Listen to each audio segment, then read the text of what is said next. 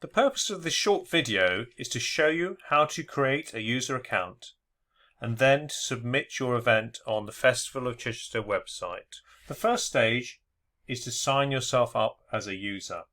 There's a sign up button on the top right hand corner which you can see here. This will take you to a new section which asks you for some basic details. The purpose of the form is really exclusively for festival event organisers. Please make sure that your spam filter allows emails from the support@festivalofchichester.co.uk email address.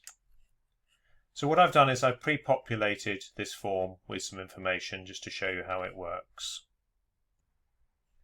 I've entered a password and confirmed it here. You will also receive an email confirming your registration. Here you see the email that you will receive. Please keep a note of your username and password. You then go to the tab on the top right hand corner and sign in. If you happen to lose your password, you can go to this tab again, enter your email address and click on Lost Password. So anyway, we're going to sign in and basically start to submit our entry. Again, you go, having logged in, to the Event Submission tab on the top right hand corner of the site. Please read the introductory text, which asks you to do various things, hopefully fairly self-explanatory. Please complete a separate entry for each event.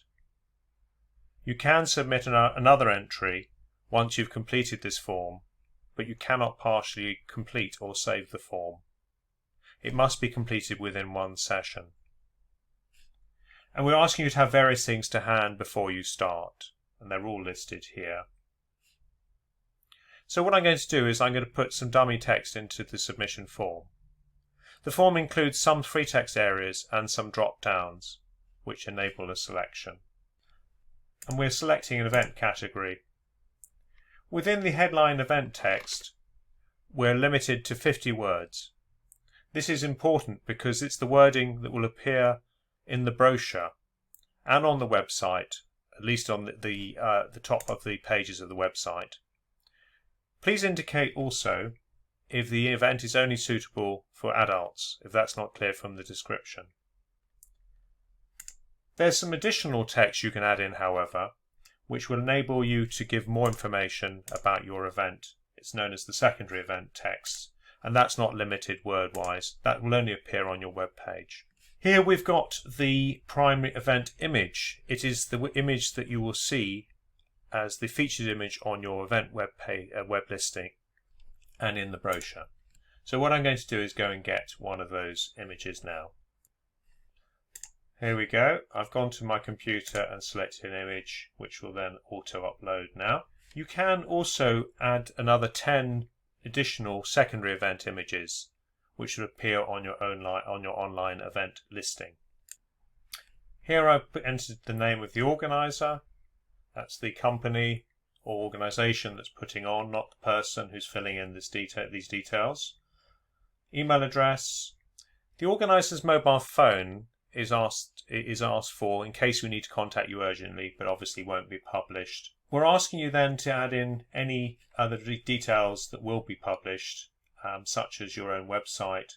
We'd ask you to include the complete URL, including any HTTPS or other things like that.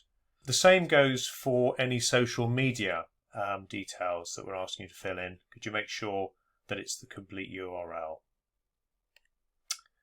Next, you choose your event location, and I'm going to choose, for the purpose of this, a physical location. But if you do select online, different information appears. In terms of the venues, there are lots and lots of different venues to choose from. You can go and have a look on the website to see if you're not sure. And I'm now just quickly moving you towards the section where you can look through. There are many venues that are suitable in and around Chichester, so you go to your visit and then venues. Anyway, I'm going to pop a venue in here, and if I can't find it, please add it to your venue in this particular field here. I'm going to assume that this is a single event, and I'm going to pre-populate it now with some information. So I put in the start date and the start time. With regards to the times of the day, please keep the notation as 4 digits as shown. If it's a recurring event, please insert the dates and times of the first and of the last events. Next, I'll assume that the event is ticketed and that the tickets aren't free. Now, we've got an arrangement with the Novium to look after the printing and selling of your tickets. We hope you'll avail yourself of this service. And I'll click on yes to say that I'm in agreement for the Novium to do that. Now, what you would need to do is to print off the Novium contract, which is in the footer, and I'll show you that now. If you go to the footer of the website, you can see it there. It's the first of the links there. That will take you to a PDF which you would need to fill in, print out and send to the Novium. All the information is given there. You then enter the number of tickets you want them to offer and the total number of tickets that are on offer for your particular event. You confirm acceptance of the Novium terms and conditions, and then we move on to see whether there's any other aspects of the pricing that you want to offer. So you might want to have a main ticket price, seniors ticket price, and maybe a juniors as well, as applicable. Also asking you to offer some complimentary tickets. This would basically be made available to committee members and or festival sponsors if required. We're then asking you to move on to the promotion section, and if you would be interested in advertising in the brochure and on the website. The advertising pack will be available in January 22 on the website footer. If you're watching this after January 22, please go back to the footer and have a look if you're interested. We're offering various sizes of adverts within the brochure along with banner advertising on the website. We'll contact you if you're interested.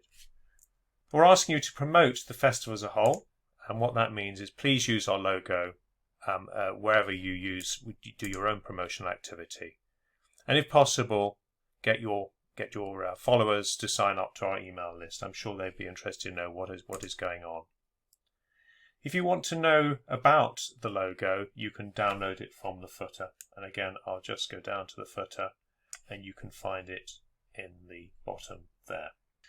Are you interested in cross-marking other people's events? Are you interested in attending the public launch or taking part in the public launch? Finally, there's a section for terms and conditions for face-to-face events. We would ask you to click the box which says that you've read the health and safety guidance notes. Again, please go down to the bottom of the footer. Here's some quite useful notes here, including a draft risk assessment. We ask you also to confirm that if you're required to do so, you will make the venue COVID secure, and that you've got separate liability insurance for your event. If applicable, we'd like you to confirm that you are going to comply with licensing laws. As regards to payment, we prefer backs, although if you want to send us a cheque, there are some details here, and then I'm going to submit, and hopefully all of that is going to be accepted by the system. If I've made any errors or not filled in any mandatory information, it'll come back to me. Thank you for your submission. We'll be in touch soon. And here is the information that the system will now send you. So there's some payment information reminder and a summary of the information that you've actually submitted. I did mention that we're encouraging you to join the festival mailing list. You can do this from the home page